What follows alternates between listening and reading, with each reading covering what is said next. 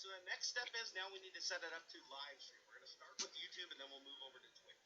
So go up to settings and then select settings. I know that's a little redundant. And you have a whole bunch of options over on the left side of the screen. You have general, encoding, broadcast settings, video, audio, hotkeys, so on and so forth. There are a lot of options in here.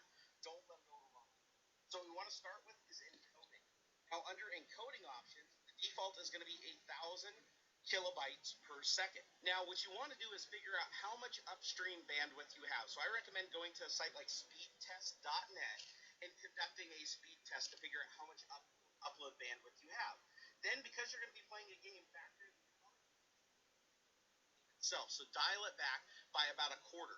And what I usually recommend if you have the bandwidth for it is no less than 2,500 kilobits per second for 1080p at 30 frames per second, or no less than 2,000 at 720p, just from my own experience. But if you can get up to 3,500, it's going to look amazing. So for my upstream, I'm going to go ahead and set it at 3,000 kilobytes per second, roughly 3 megabit. Okay, now I'm going to go down to broadcast settings, and you can see right here, mode live stream or file output only. If you set it to file output only, it will just save a local copy to the hard drive. So if you're recording like a Let's Play video, something like that, you can totally use this to do that. You don't have to live stream. You can also record locally and live stream at the same time, so you have a physical copy locally on your system. It's actually a very versatile software. So we're going to go ahead and set it back to live stream.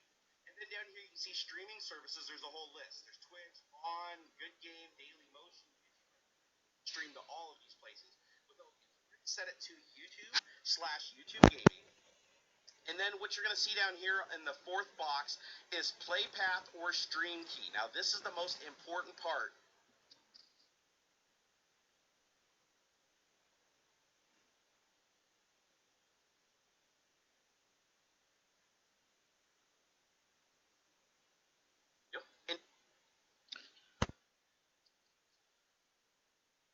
Upload bandwidth, or you want to do 60 frames per second, 1080p can't handle it, either because of your system or your internet connection.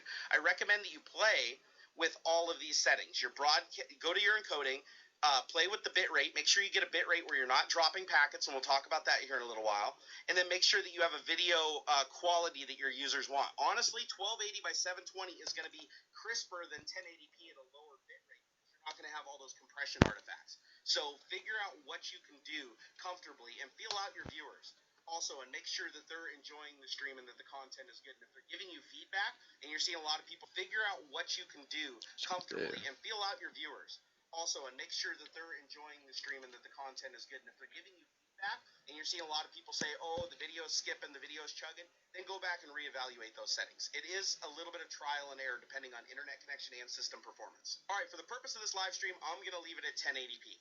Now, all of the other settings down here like audio, I'm just going to leave on default because I already have not just working for you. Okay, so at this point, we are set up and ready to live stream, depending on internet connection and system performance. All right, for the purpose of this live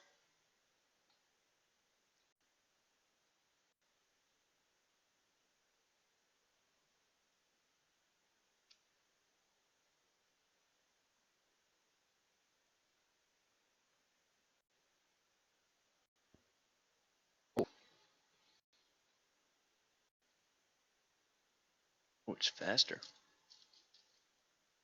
Oh, it's not slower.